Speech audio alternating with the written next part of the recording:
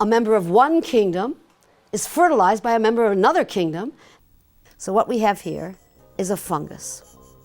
Now the little flitting strings here are cyanobacteria. And what we have here is a literal mating.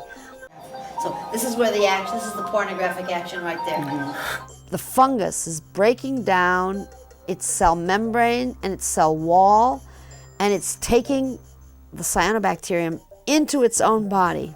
And you end up with this little moss-like thing that is not a plant and not a moss at all.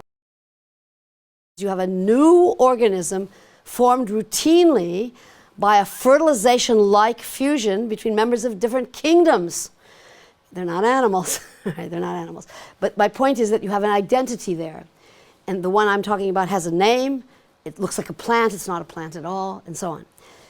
In that case, it is clear the identity is given by the naturalist, a name that's given by that we have identity, and the name of that one is geosiphon, fine. And I would say that when you have this identity, and you have these parents, and they produce a living organism, that you have a heredity system, a heritable system. And it's going to last as long as that identity persists.